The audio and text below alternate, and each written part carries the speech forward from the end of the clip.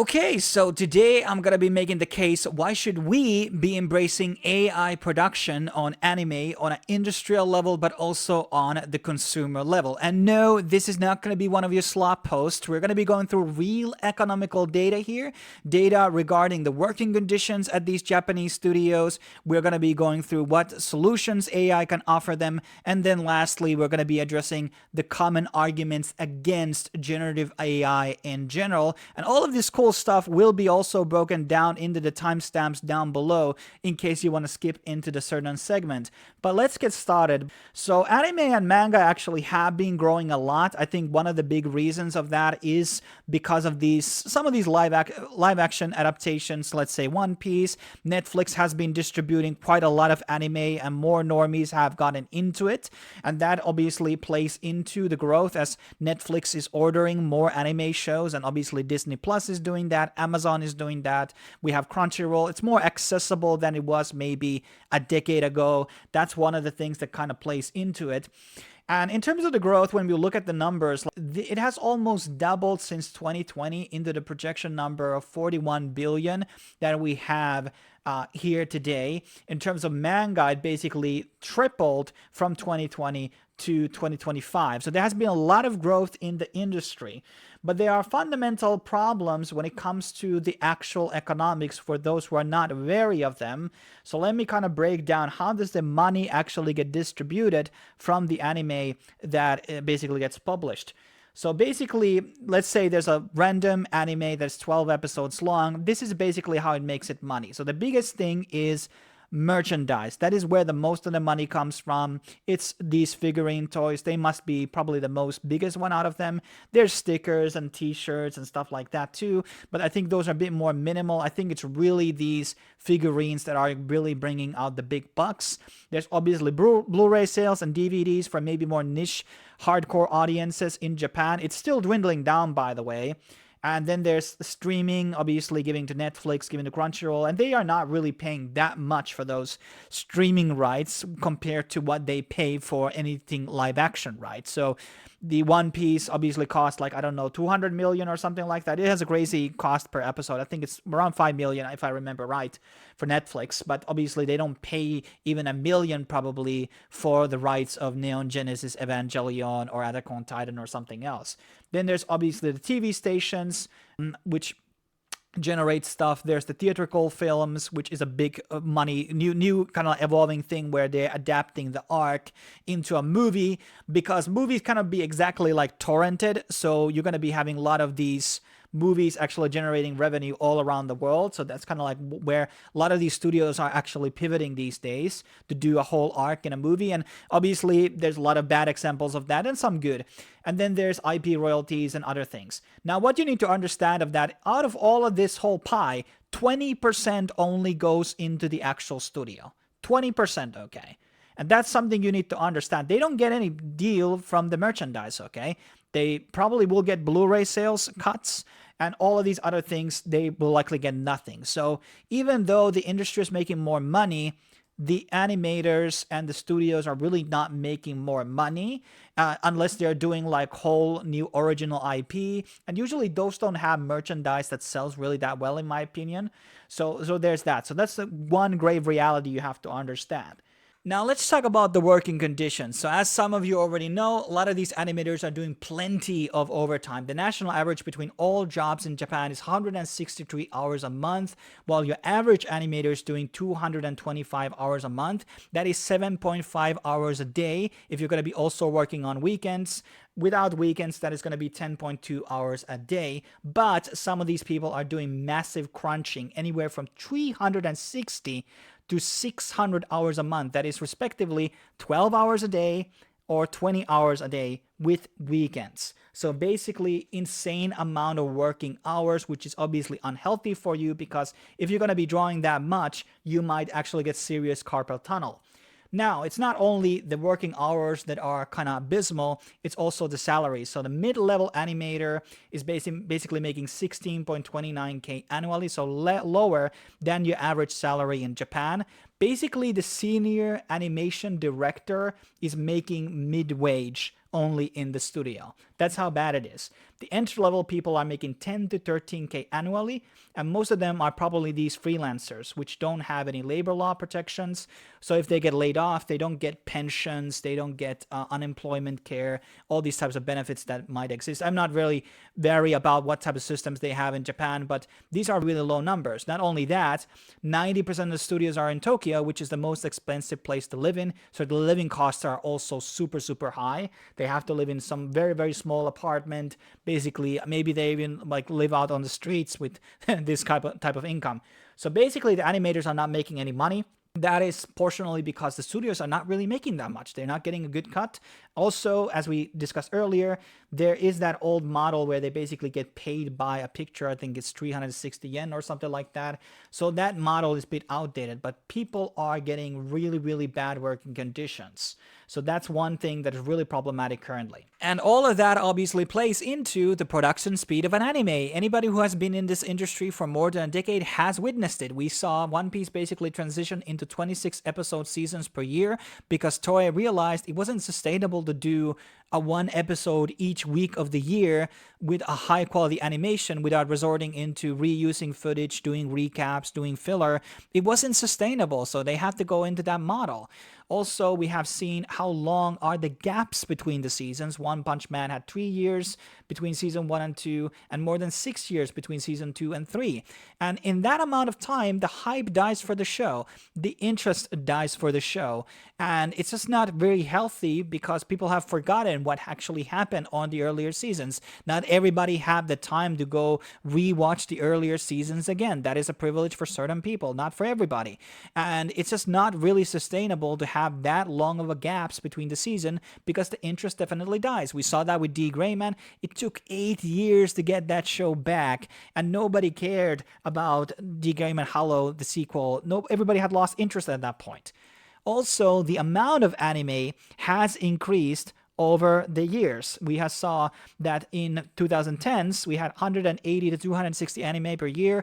Now it's basically almost double of that. And by the way, the salaries have not really gone up since those days. You basically have twice the anime to produce, and you're still making basically the same salary as you were 2 decades ago. That's crazy.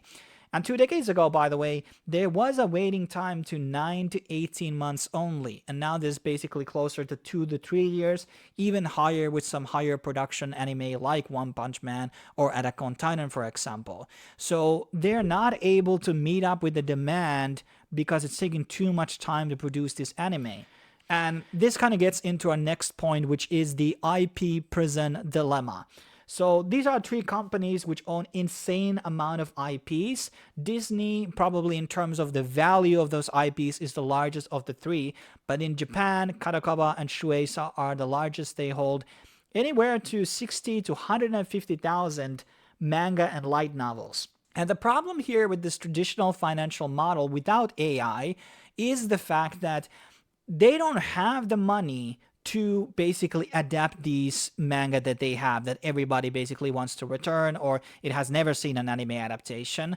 And I'm not saying that out of that almost 200k of these Japanese mangas and light novels are actually worth adapting, but I can safely say to you there's anywhere from 50 to 100 mangas right now which could be adapted today, which would definitely be better like the 90% of the stuff that we see in the current rotation. So there's a lot of very, very rich IPs which we're not seeing because these companies are hoarding the IPs, but they also do not really have the money. Even if they decided that we're not going to be a profitable company, we're going to use all our money to produce art, they still would not be able to even produce 1% of all of their portfolios. Here are the actual rates between those companies. So Disney is doing the most. They have the least amount of IPs. But essentially, there's a lot of cool stuff that Disney currently has, like Firefly, Dark Angel, they have the Gargoyles, Biker Mice from Mars, all these things that they acquired from Fox just recently. And they have no intention to touching those IPs. Well, Gargoyles is getting a live action, but whatever. So there's so many things out there which people love and would like to see. All the comic books that they own from Malibu Comics, Marvel, all that stuff. and they don't have the money to do that. They're doing around half a percentage per year. So that would take 200 years in order for them to adapt all the current stuff. That doesn't mean that they're not going to do new stuff or acquire new IPs in the future. So basically 200 years to do adaptations of all the stuff here. We're never going to be able to see. And they may not have interest. The financial interest may not be, because the cost of production is just too high right now. It's not just anime. It's not just animation. It's TV. It's movies. It's games. The production costs are simply too high. And I don't think the solution is necessarily, hey, let's, drive the wages down. Like, that's not necessarily the solution here. That's why I think the AI is the solution. And that gets into finally, we can talk about the AI here. So what are the ethical solutions that we can implement to make certain people feel a bit more better about the process? And this is, everybody has a bit of a different view about what exactly is the problem, and we're going to be addressing those. But first and foremost, you can create ethical LLM models which are trained in-house by the anime studio. So a company like Ghibli can put all of their movies, TV shows, all the things that they have done into the LLM, and they are only going to be training their model based on the stuff that they have created. And they can use that workflow to basically generate the next show. And also, there's the model where the LLM can pay royalties for the trained data. So if they have been training their LLM on Shueisha's work, they are paying royalty to Shueisha every time somebody is prompting a Gogu or something like that. And that goes back into the animators and stuff like that. That's a one model you can go. And that's kind of what OpenAI and Disney was originally supposed to do, that OpenAI would allow people to use Disney's brands and IPs to do their own fan films, and maybe even monetize them by paying certain type of royalty back into, I don't know, to Disney and OpenAI. We don't exactly know what was that going to be, because that model didn't really end. And then there's obviously people who have talked about an AI tax, where the companies, depending on what field they work on, let's say in this case art, they would just pay a tax directly, which would go into that entertainment industry, and that dividend would be basically paid into the people who work in that industry, or pay I don't know, unemployment or stuff like that, to basically, compensate them losing a job or them losing revenue. Now, let's transition into these NPC dialogue tree arguments that we usually hear against generative AI. Number one, generative AI does not have a soul. Now, this is a kind of interesting one, because every time I ask them to define what exactly a soul is, they don't have answer to that, because they ultimately are using the word as a buzzword, something that is truly so abstract that it cannot be defined. And besides, usually these people are like seculars. They're not actually religious or spiritual. So they don't really care about the soul to begin with, because they support things like abortion, which would be at least partially contradictory to the idea of caring about the soul. But even if we put that aside, according to siteengine.com, which is actually one of these websites where you can test your knowledge, whatever you're able to tell, whatever image is AI or not, if soul actually existed within an image, you would always be able to tell whatever it's AI generated or not, because the image has an actual soul. But statistics show us anywhere from 25 to 45% of the people are not able to know whatever that image is AI or not. And that's not just the illustrations, it's photographs. And obviously the AI models are going to be improving from now on. So it kind of contradicts the idea of there being a soul, because otherwise the rate would always be 100%, at least to certain people who always know whatever there's a soul or not.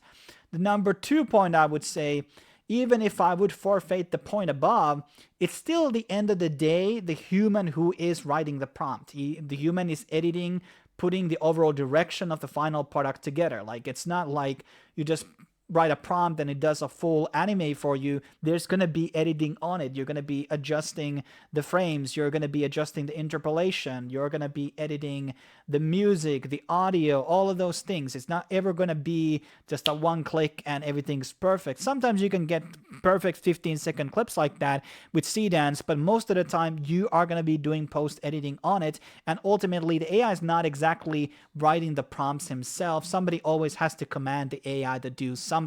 So it always technically have a human input. Argument number 2, animators will lose their jobs. Now, in this case, the animators would just adapt an AI workflow into their current thing. They would refine. So maybe this person is like creating characters.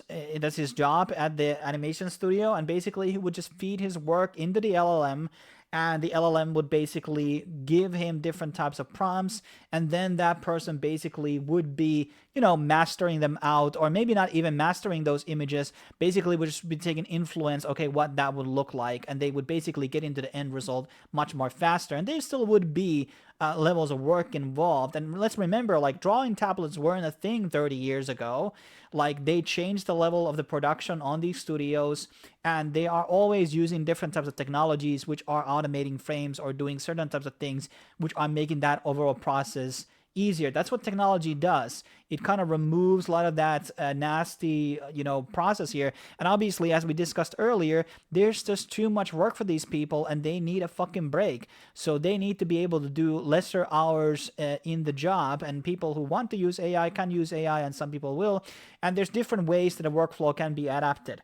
And as I already mentioned, it's not going to be adapted in every single aspect of the labor. It might be just used for 3D special effects if that studio is really good in 2D, but they are not good at 3D, so they're going to be doing all the 3D stuff on AI. And interpolation of the frames, editing of the lighting, upscaling. It can be many things where the AI can be utilized, even improving the script or consistency of something, logical of the scenes and things like that. It can be used in many different things, and I don't believe if they start embracing it next year, and I mean, we already know that some of these companies are already using it, it doesn't mean it's going to be totally capturing the whole workflow. Luddite argument number 3, it will homogenize art. Now, I think this is probably the most baddest argument out of all that I hear. It's not the most common, but it's the most worst, because the reason why we have less artistic variety right now pretty stems from the ability that in order to do certain high-level animation styles, we just don't have the talent for that, okay? And even if we did, the cost and the speed of producing something like that, let's say Ghibli films, it's just too high, and it takes incredible amount of time. With AI, you can experiment more with styles, you can do it more affordably, and you will always have to stand out from the rest, because now with AI, everybody's animation is going to be increasing 400% higher quality. So having nice visuals is something that everybody can do, but now you actually have to improve your storytelling, and maybe the art style and the characters also have to get better. So they have to do different elements to stick out. Flashy animation is not going to be good enough. So art style is going to be one of those compartments where people are going to be, competing in. And obviously all AI models do different level of art, different styles of art. Most of them support different styles of art, almost everything basically, especially with C-dance. So it's going to be a lot of variety. And consumer level AI will create trends which will downstream from mainstream. Examples of this, without AI example, of course, is the webcomics like Mob Psycho, Solo Leveling, Tower of God. They had a distinctive style, they gained a following because they were very different style of shows from the norm at that time. And because they became so mainstream, the mainstream studios had to adapt that source material. They had to make adaptations of it because there was a sheer interest for it. So there's always going to be different things merging with AI. Now, argument number 4. We can just put a ban on generative AI. So number 1 point is that, which gets into my very final segment of this video, we'll expand on it a bit more, but China will not ban AI. They are loving it. They have a different outlook on this generative AI because it's part of Chinese technology. It's part of their golden age, golden era, and they love doing that, and they love using that, and in different levels. Not everybody in China is obviously embracing in terms of these animation studios, but fundamentally people are loving C-dance right now in China. And even if Japan would ban on it, America would ban on it, there's going to be Chinese companies who will use that AI, and they're able to offer to do a certain type of production for a certain studio. Let's say game wants an anime adaptation. Well, they're going to be getting the Chinese companies do it because they're able to do it 10 times at lower price, even more than 10 times. You might be talking about 20, 30 times, even lower price, depending on the project. So the cost is just going to be going so low on the competition that you're not just able to just really offer this handcrafted anime anymore and ask this much of money. And maybe some very small people are able to ask those sort of numbers, but it's just kind of like with handcrafted, wooden spoons and stuff like that. Those are very expensive, and only certain people who really care and have the money will buy those. But most people will buy the plastic spoons or stainless steel spoons, which are much more cheaper. Also, the other point is that the cat is out of the bag. These generative AI models are open source, most of them, Chinese ones especially. And they are already in the market. They are on people's computers. They can run them offline. Okay. There's nothing really that you can do right now to stop generative AI without shutting down the internet. Now, if you made it this far in this video without skipping, that means you're very high IQ, maybe top 1% in the world. And to congratulate you, I'm going to be giving you more high IQ information. So one of the things I'm very excited about the AI production on a consumer level is that we're going to be getting more indie projects now. And that is going to be great for niche audiences. So let's say like finance anime. I think season 2 of Kaiji was probably the last time we got a proper finance based anime. And that was in 2009. And this year we're going to be getting one about stock trading. And that's a niche that actually has a sizable audience actually in Japan. And it's obviously an older audience. But fundamentally, there are these niche things which we don't really see a lot of anime about because the economy doesn't really justify it. But with consumer level stuff, we're going to be having a lot more tailored content towards niche audiences, and those content are going to be actually affordable. And the other thing is going to be happening is that we're going to be able to produce 12 episode anime seasons probably at $20,000. That is going to be the prompting costs for maybe a team of 5 people to do that long of an anime. Obviously, with the current tools, it's going to be taking a bit more longer time. But once we're going to be passing, able to prompt anywhere from 20 to 40-second clips, that's going to be the revolutionary point when it's going to be taking the production time to a very, very low point. Because then you can do actual full scenes without having to mess too much with the footage. So essentially, we're not too far away from able to commission at a very affordable price that specific anime that you always wanted to see, or that extra season, because that will be now affordable without raising fucking $2 million for that project. Thirdly, there is going to be less censorship and more anime that can touch more niche themes like political elements, taboos, even more sexual themes. I'm not talking about pedophilia, by the way, here. So there's going to be a lot of more like niche stuff, which is definitely going to be catering to a certain audience, which is going to be amazing. My final point is that AI will keep getting better. Next year, it will be better at motion, accuracy, audio, music, lip syncing, you name it. And even if they're going to be putting bands on real life faces, it doesn't matter. The anime industrial revolution cannot be stopped. People all around the world are able to produce near Hollywood level productions and share them with hundreds of thousands of people across the internet or whether other medias will basically emerge in the upcoming years. And people will be hearing new types of stories, new ideologies, new ideas, opinions, which were previously gate-kept by the governments, by Hollywood, by the anime industry in Japan, etc. There's going to be a lot of interesting stuff coming out, and I can't wait for it. And obviously, I am working on my own anime productions. I already did one very, very edgy style of an anime series about crypto. In case you're interested, you can check it out on my other channel.